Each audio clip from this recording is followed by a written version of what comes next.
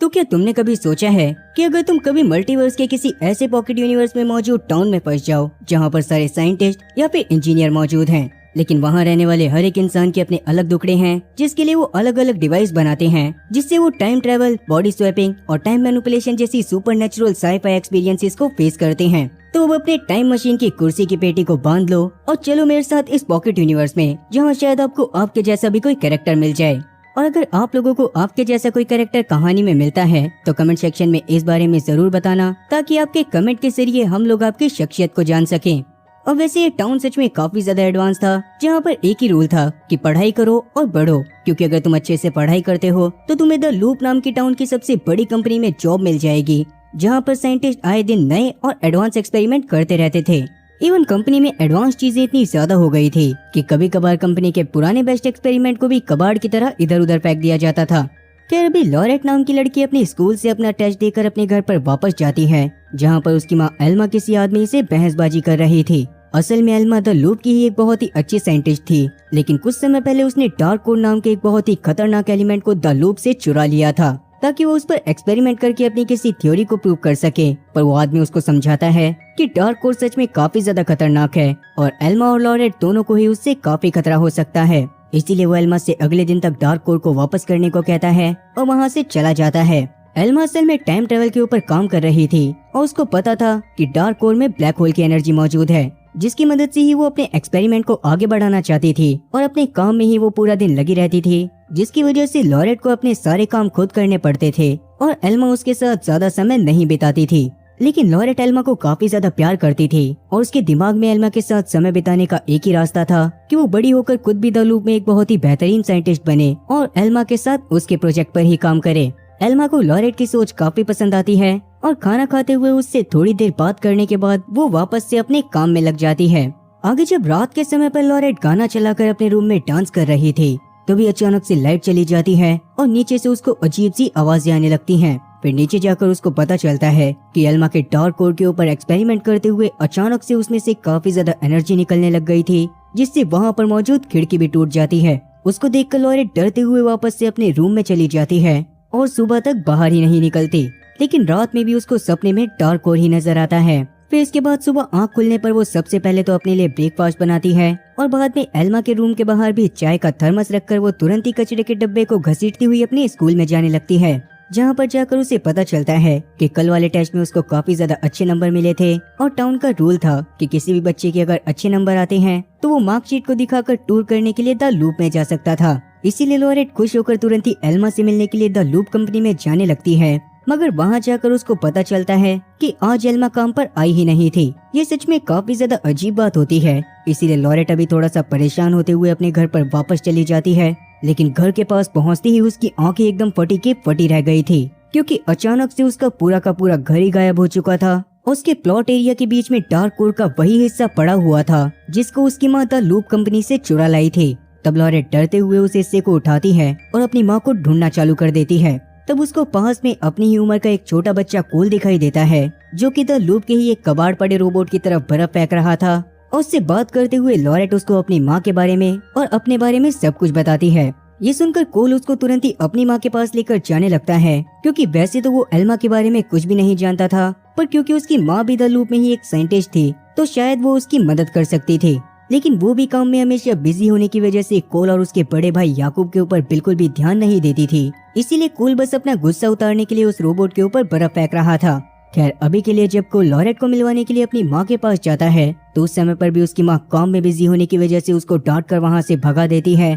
और उसकी कोई भी बात नहीं सुनती। तब लॉरेट घर में कोल के पिता जॉर्ज को भी नोटिस करती है, जिनके पास एक बायोनिक हाथ था और वो भी अपने पास्ट के किसी ट्रॉमा की वजह से याकूब और कोल के ऊपर ज्यादा ध्यान नहीं दे पाते थे। इसलिए कोल का भी आज तक सिर्फ एक ही दोस्त बना था, जो कि खुद उसका बड़ा भाई याकूब होता है। अभी जब कोल और लॉरेट याकूब के पास जाते हैं तो उस समय पर वो सुपरनोवा और ब्लैक होल फॉर्मेशन के बारे में पढ़ रहा था, जिसके बारे में जब वो लॉरेट को बताता है तो लॉरेट भी इस बात को समझ जाती है कि उस डार्क कोड में असल में ब्लैक होल की एनर्जी है, जिसकी वजह से उसका घर और साथ ही एल्मा दोनों ही उसी में चले गए होंगे। इसीलिए अभी वो कोल को डार्क कोड दिखाती है, जो कि हवा में तैरने लग गया था, जो देखकर कोल खुद भी काफी ज्यादा शॉक होता है। अब वैसे तो लॉरेट को सब कुछ समझ में आ गया था, लेकिन अपनी माँ के जाने की वजह से वो काफी ज्यादा दुखी होती है और वो इस बात को एक्सेप्ट ही नहीं करना चाहती थी। इसीलिए वो अभी भी कोल के साथ एल्मा को ढूंढना जारी रखती है और सीधा एल्मा की कंपनी द लूप के बाहर पहुंच जाती है। वहां पर जाने के बाद उनकी मुलाकात गेटिस नाम के गार्ड से हो गई थी, जिसको जब वो एल्मा के बारे में बताते हैं तो गेटिस सबसे पहले तो शॉक होते हुए सारे रिकॉर्ड को चेक करता है और बाद में वो उन्हें बताता है कि एल्मा नाम की कोई भी औरत आज तक लूप कंपनी में काम ही नहीं करती थी। ये बात जानकर तो कोल और लॉरेट के दिमाग के पूरी तरह से तोते उड़ गए थे, पर अभी के लिए वो वहाँ से चले जाते हैं। तब गेटिस तुरंत इस बारे में कोल की माँ को बताता है। एल्मा के नाम के बारे में सुनकर कोल की माँ भी पूरी तरह से दंग रह गई थी और अभी के लिए वो फर्श पर बैठकर काफी ज्यादा परेशान होने लगती है। तब ये बात भी क्लियर होती है कि असल में उसके पास्ट में भी उसके साथ कुछ तो ऐसा हुआ था जिसकी वजह से ही वो भी अपने किसी एक्सपेरिमेंट को खत्म करना चाहती थी। इसीलिए वो घर वालों के ऊपर बिल्कुल भी ध्यान न देकर सिर्फ अपने काम में लगी रहती थी।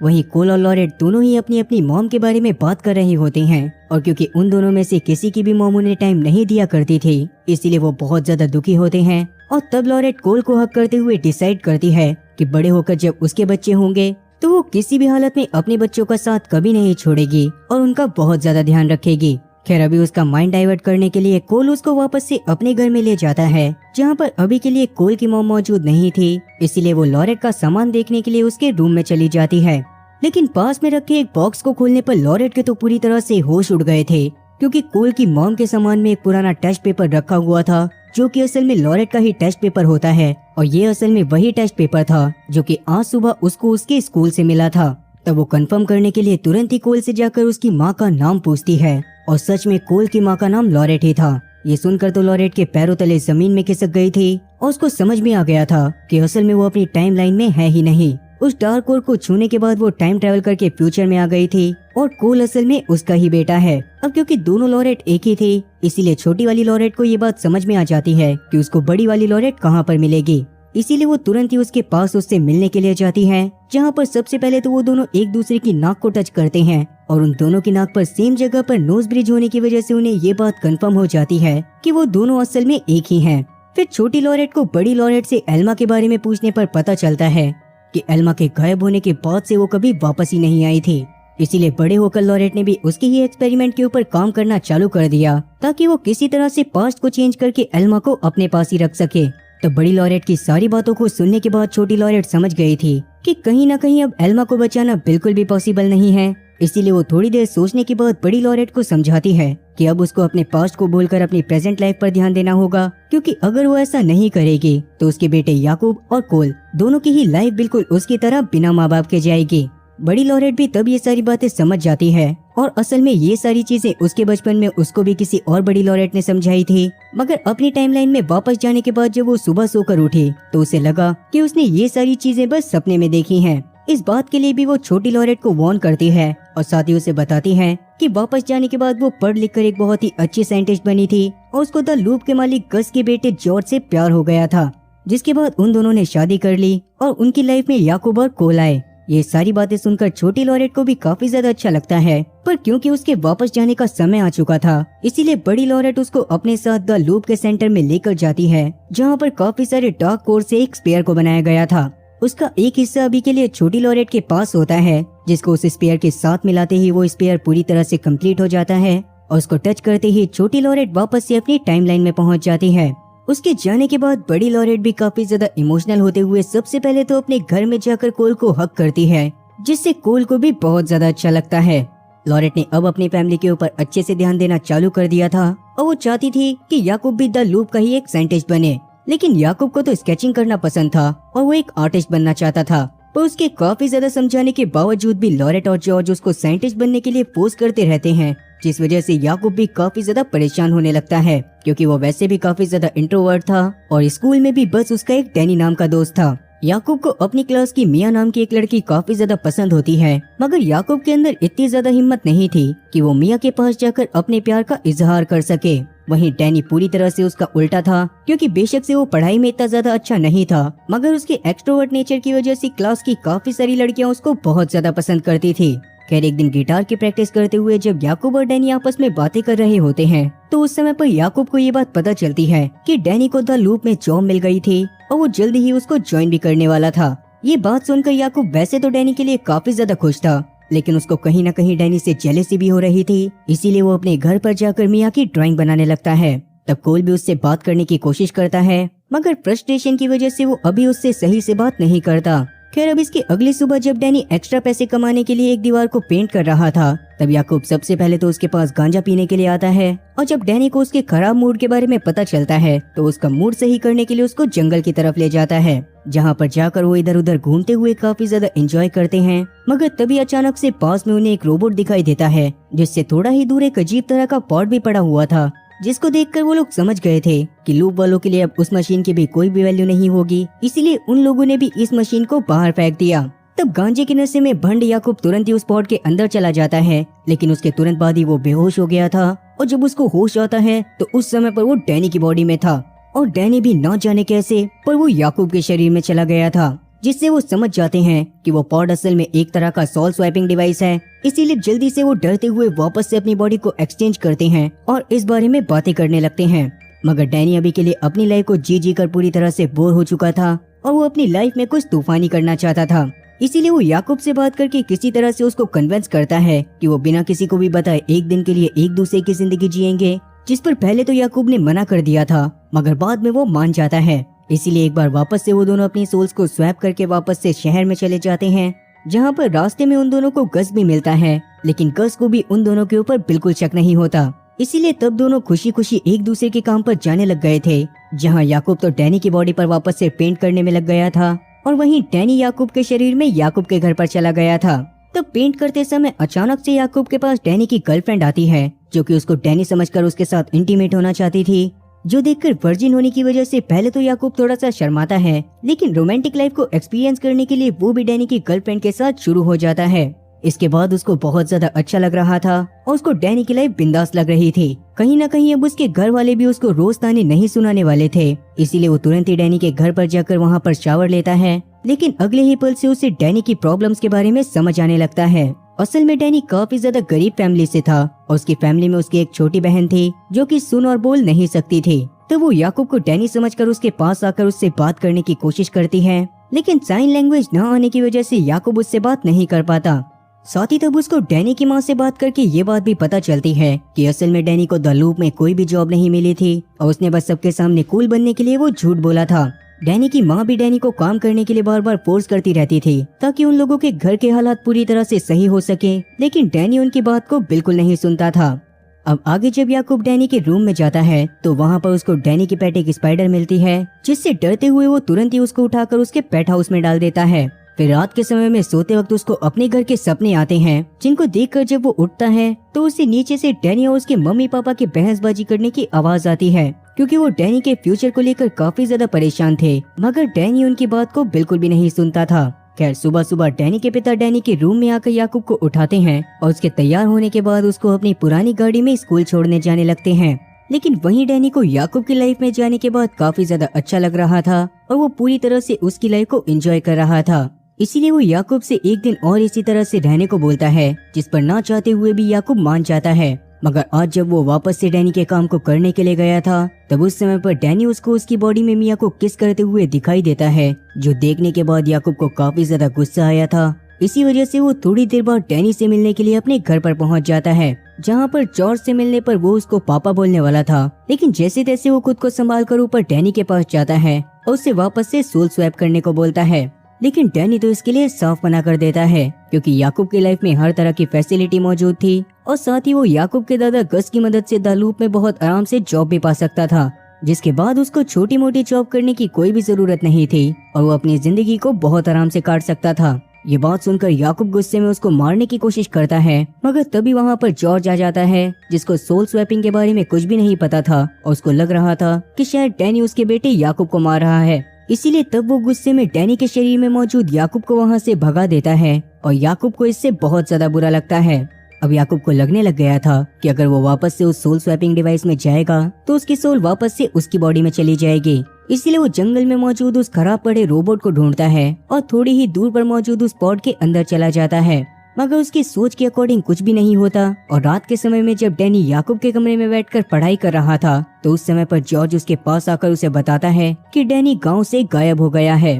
तब शुरुआत में तो डैनी इस बात को पूरी तरह से इग्नोर करता है, मगर अभी जब वो याकूब की ड्राइंग बुक को देखता है तो उस समय पर उसे मिया का स्केच दिखाई देता है, जिसको देखकर उसे एहसास हो गया था कि याकूब सच में मिया को बहुत ज्यादा पसंद करता था। पर उसके बावजूद भी अभी वो अगले दिन स्कूल में जाकर सब चीजों को नॉर्मल दिखाता है, लेकिन वहाँ पर याकूब को ना पाकर उसे काफी ज्यादा अजीब लग रहा था। फिर बाद में जब मिया उससे मिलने के लिए आती है तो वो याकूब की बनाई गई ड्राइंग मिया को देता है, लेकिन जैसे ही वो उस ड्राइंग पर याकूब का नाम देखता है तो उसे याकूब की बहुत ज्यादा याद आने लगती है और वो खुद भी भागता हुआ तुरंत ही उस पॉट के पास पहुंच जाता है। इस बार उस पॉट के पास वो रोबोट नहीं पड़ा हुआ था और साथ ही डैनी की बॉडी अनकॉन्शियस होकर उसी पॉट में पड़ी थी। ये देखकर डैनी तुरंत ही घबराता हुआ अपनी बॉडी को हॉस्पिटल में एडमिट करवाता है, जहाँ पर उसे पूरी तरह से कोमा में डिक्लेयर कर दिया गया था। और वहाँ पर डैनी के पेरेंट पूरी तरह से परेशान होकर उसके सही होने का वेट कर रहे थे। याकूब की बॉडी में होने के बावजूद भी डैनी उन्हें नहीं बता सकता था कि वो उनका बेटा डैनी ही है, इसीलिए तब उसको और ज्यादा बुरा लग रहा होता है।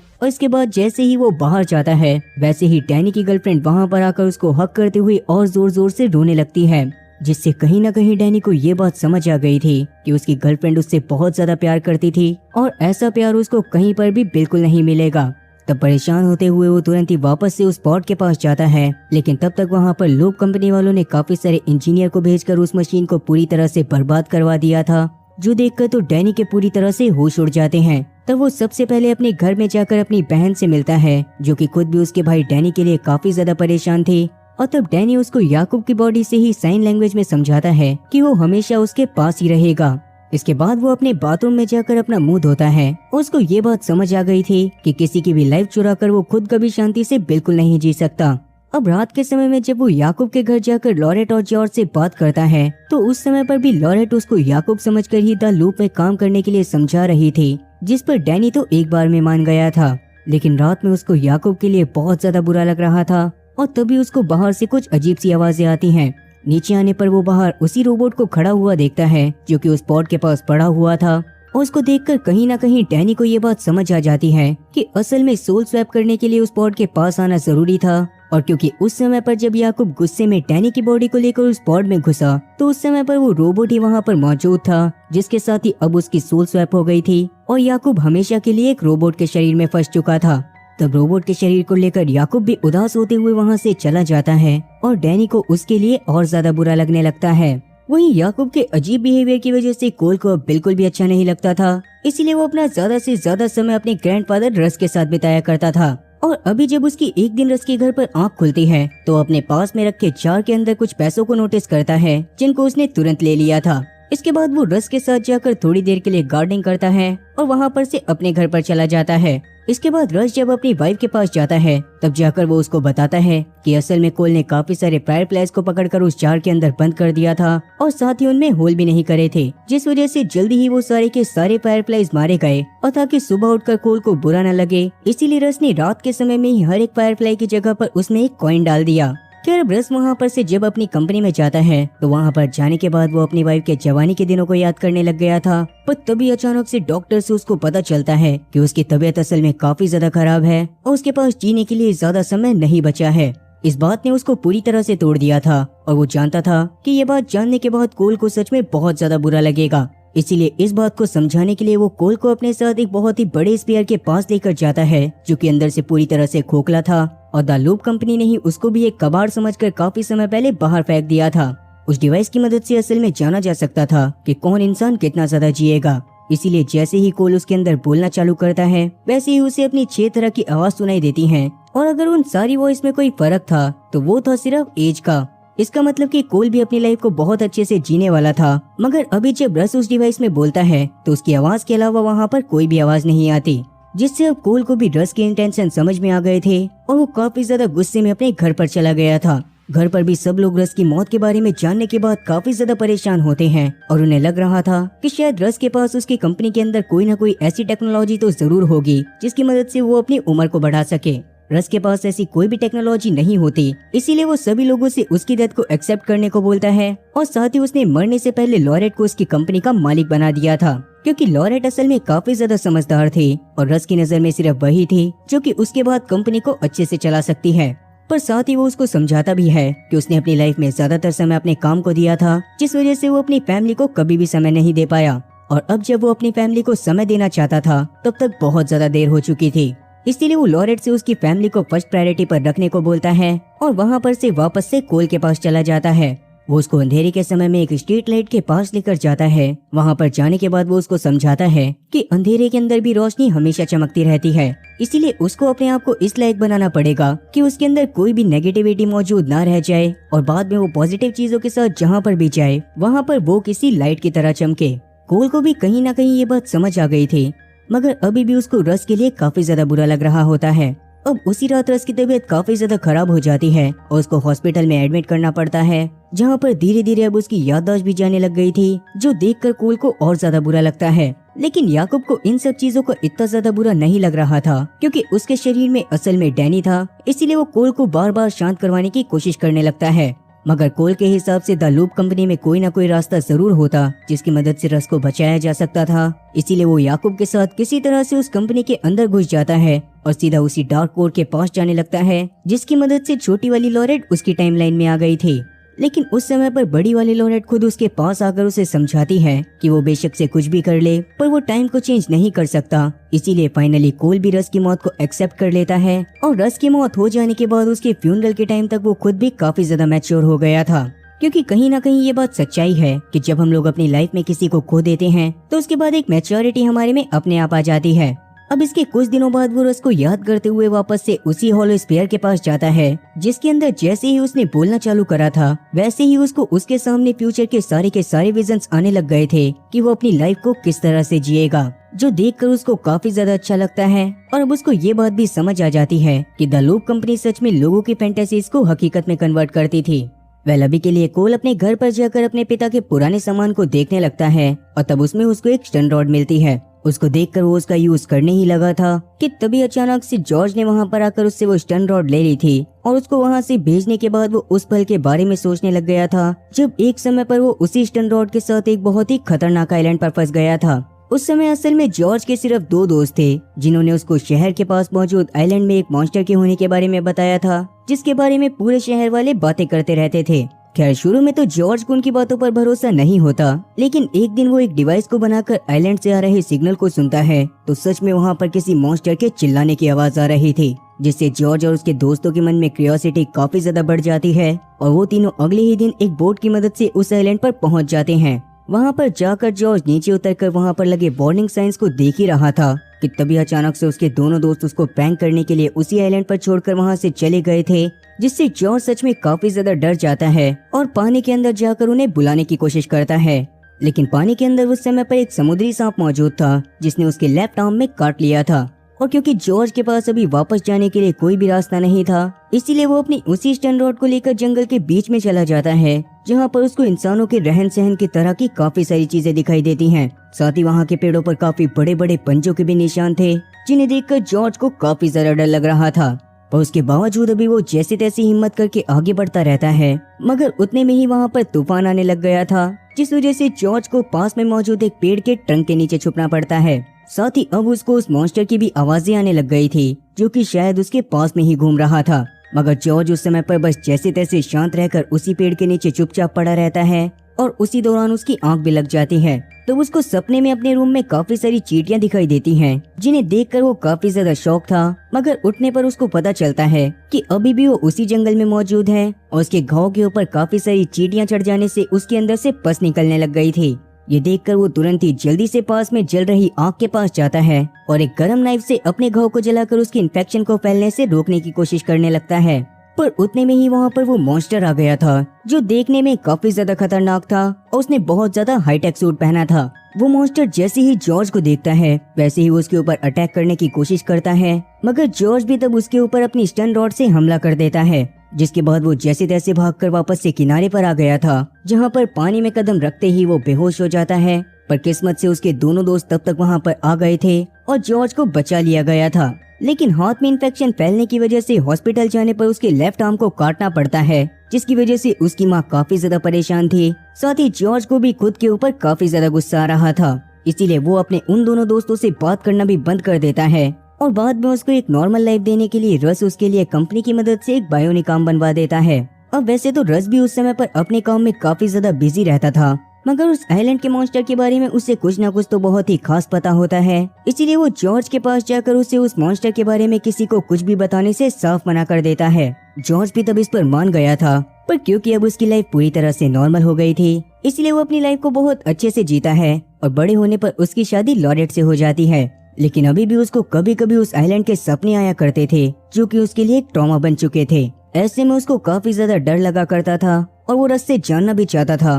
कि उस आइलैंड पर असल में क्या मौजूद है। पर क्योंकि अब तक रस की मौत हो चुकी थी, इसीलिए जॉर्ज इस बारे में बात करने के लिए अपनी माँ के पास जाता है, जहाँ जाकर उसको पता चलता है कि असल में उस आइलैंड पर कोई मॉन्स्टर है ही नहीं। वो मॉन्स्टर असल में फर्स्ट जनरेशन का ह्यूमनॉइड रोबोट था, जो कि उसके डैड ने ही बनाया था। लेकिन उसके ह्यूमन इमोशन और साथ ही उसके अपीयरेंस को देखकर लोग उससे काफी ज्यादा डरने लग गए थे। इसीलिए बाद में रस ने उसको उसी आइलैंड पर छोड़ दिया, जो कि वहाँ पर भी अपने ह्यूमन इमोशंस की वजह से ह्यूमन की तरह ही रहने लग गया था। उसने जॉर्ज के ऊपर हमला भी सिर्फ इसी वजह से करा था क्योंकि जॉर्ज के हाथ में उस समय पर हथियार था और एक ह्यूमन की तरह वो भी उस हथियार को देखकर काफी ज्यादा डर गया था। ये जानकर जॉर्ज को खुद से काफी ज्यादा अजीब लगने लगता है, क्योंकि बचपन से लेकर अब तक वो उस आइलैंड पर मौजूद चीज को मॉन्स्टर ही मानता था और इसीलिए उसे यही लग रहा था कि अगर वो अब किसी को उसके बारे में बताएगा भी तो भी कोई उसकी बातों पर बिल्कुल भरोसा नहीं करेगा। खैर, अब सच्चाई जानने के बाद वो डिसाइड करता है कि वो अपने डर को पूरी तरह से खत्म करेगा। इसीलिए वो रात के समय में तुरंत ही उस आइलैंड पर उस रोबोट से मिलने के लिए चला जाता है,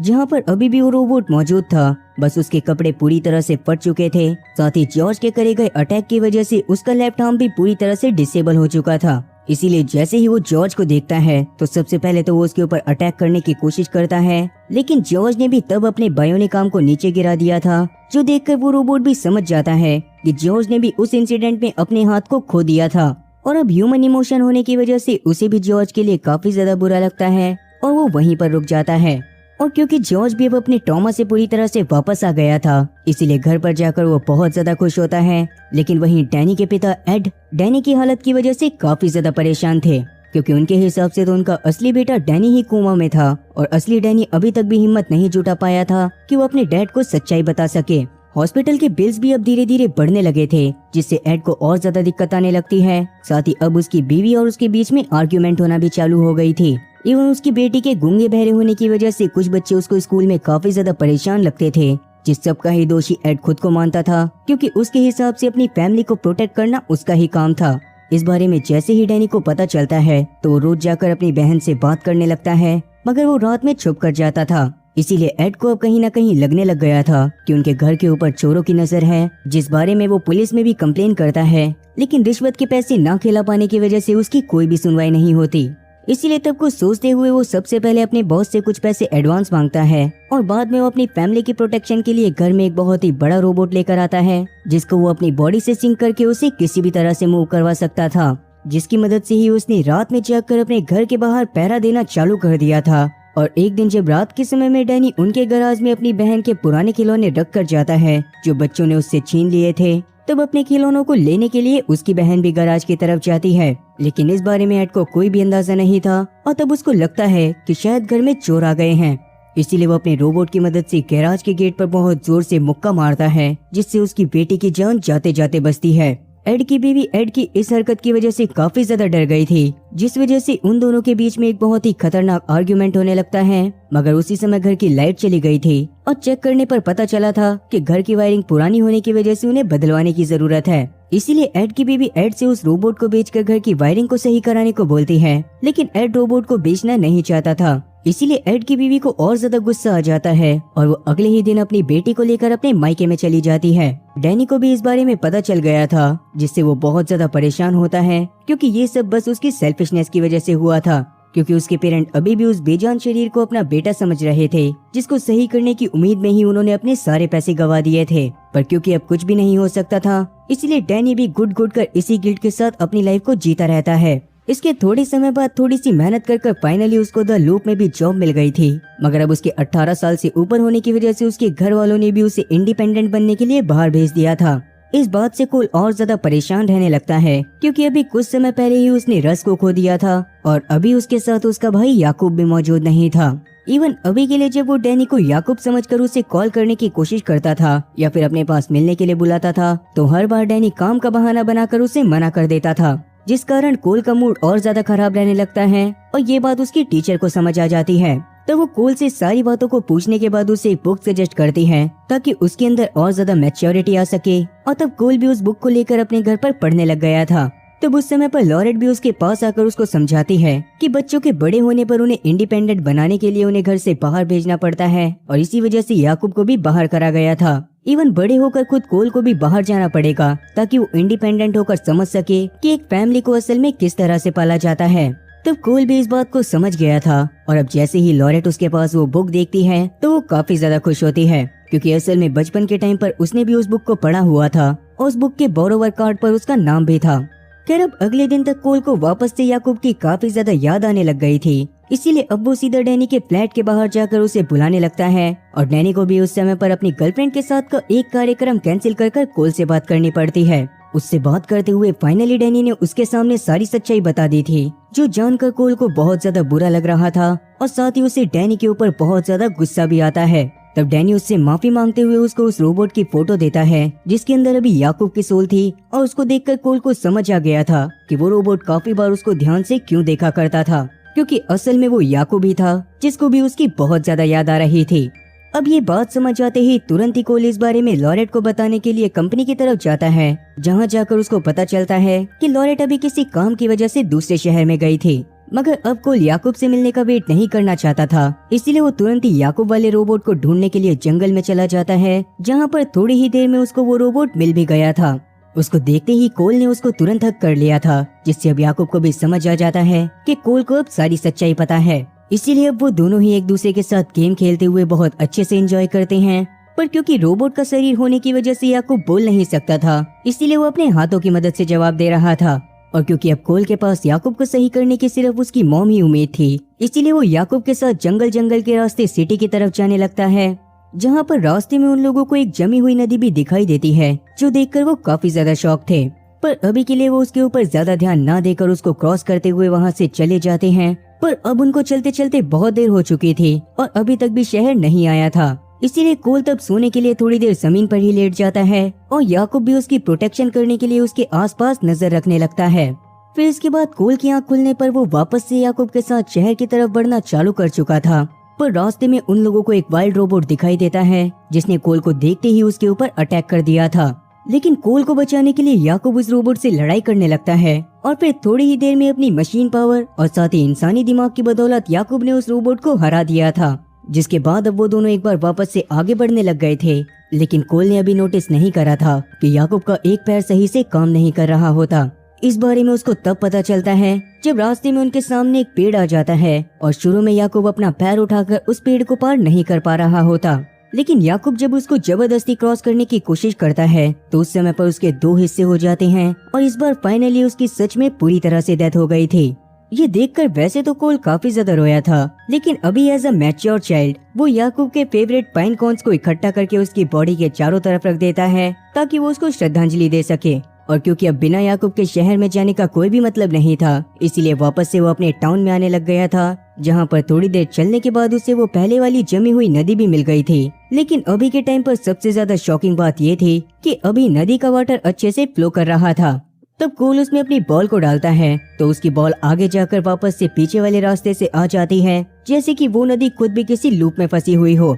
और सबसे अजीब घटना तो तब हुई थी जब कोल ने उस नदी को क्रॉस कर लिया था, क्योंकि उसके क्रॉस करते ही वो नदी वापस से एक बार जम जाती है। और इसका मतलब साफ था कि नदी के दोनों तरफ अलग अलग समय मौजूद थे और हो सकता था कि वो नदी असल में कई सदियों बाद का बॉर्डर हो। खैर अभी चलते हुए डैनी के फ्लैट के पास पहुंचने पर कोल को सारी चीजें काफी ज्यादा बदली बदली सी लग रही थी। साथ ही जब वो डैनी को उसके फ्लैट से नीचे बुलाने की कोशिश करता है तो उसको पता चलता है कि डैनी नाम का कोई भी बंदा अब उस फ्लैट में रहता ही नहीं था। ये बात जानकर तुरंत ही वो डरते हुए द लूप कंपनी के सामने जाता है, जहाँ का गार्ड भी अब पूरी तरह से चेंज हो चुका था। मगर जैसे तैसे कोल ने उससे बात करके लॉरेट को कंपनी के बाहर बुलवा लिया था। लेकिन लॉरेट को देखकर तो उसके पूरी तरह से होश ही उड़ जाते हैं, क्योंकि लॉरेट अभी के लिए बूढ़ी हो चुकी थी और उसने चश्मा भी लगाया हुआ था। रियलिटी में बेशक से कोल के हिसाब से उसको गए हुए सिर्फ एक दिन हुआ था, मगर उस नदी को पार करने के बाद कोल के लिए तो टाइम रुक गया था, मगर रियल दुनिया में टाइम काफी ज्यादा फास्ट फॉरवर्ड हो चुका था। इसलिए लॉरेट और बाकी सबको यही लगा था कि कोल भी पूरी तरह से गायब हो गया है। इसीलिए पास्ट में और ज्यादा गिल्ट फील होने की वजह से डैनी ने सबको सारी सच्चाई बता दी थी,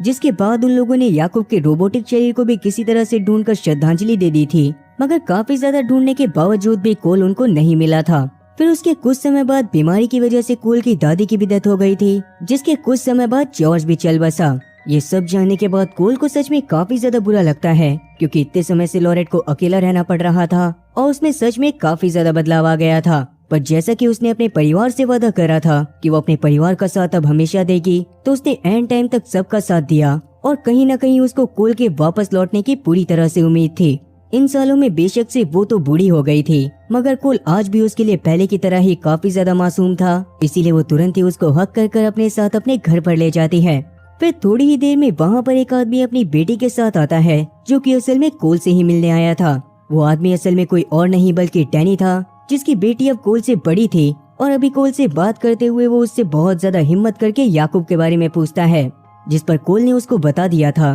कि याकूब ने कभी भी उसको किसी भी चीज का ब्लेम नहीं करा और डैनी सच में उसका बेस्ट फ्रेंड था। डैनी को भी ये जानकर काफी ज्यादा अच्छा लगता है और वो अभी अपनी बेटी को कोल के साथ खेलने के लिए भेज देता है। उन दोनों ने जल्दी ही एक दूसरे से बहुत अच्छे से दोस्ती कर ली थी और लॉरेट को भी ये देखकर काफी ज्यादा अच्छा लग रहा था, क्योंकि बेशक से डैनी ने गलती करी थी, मगर अब वो अपनी गलती को पूरी तरह से सुधारने की कोशिश कर रहा था। यहाँ से गायब होने से पहले कोल जिस बुक को अपनी टीचर से लेकर आया था, वो उसको वापस करने के लिए अपने स्कूल में जाता है, जहाँ पर अपनी टीचर को देखकर तो उसके पैरों तले जमीन खिसक गई थी, क्योंकि उसकी टीचर असल में बिल्कुल पहले की तरह लग रही थी। और तब जाकर उसकी टीचर उसको बताती है कि असल में वो बस एक ह्यूमनॉइड रोबोट है। उसको भी उसके दादा रस ने ही second generation of AI robot के रूप में बनाया था और उसको इंसानों जैसा चेहरा भी दिया था, ताकि पहली बात तो लोग उसमें और इंसान में फर्क ना समझ पाएं और पहले की तरह कोई भी उसके अपीयरेंस को देखकर उससे बिल्कुल भी ना डरे। खैर ये देखकर तो कोल के दिमाग के पूरी तरह से तोते उड़ गए थे, मगर उसे पता था कि रस सच में second generation of AI robot बनाने के लिए कितना ज्यादा बेताब था।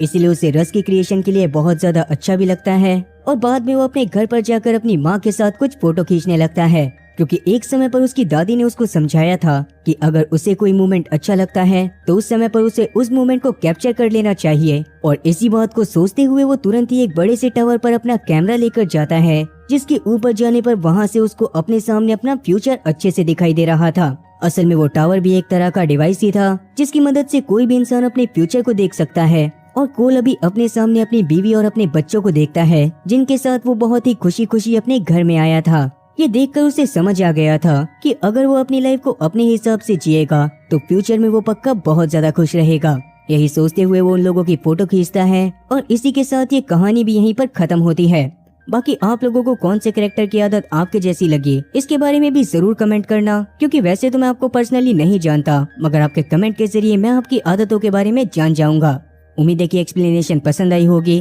और अगर एक्सप्लेनेशन पसंद आई हो तो चैनल को सब्सक्राइब करना और बेल नोटिफिकेशन को ऑल पर सिलेक्ट करना और साथ ही वीडियो को भी लाइक करना। मैं ऐसी ही और मजेदार एक्सप्लेनेशन वीडियोस लेकर आता रहूंगा। खैर तब तक के लिए टाटा और गुड बाय।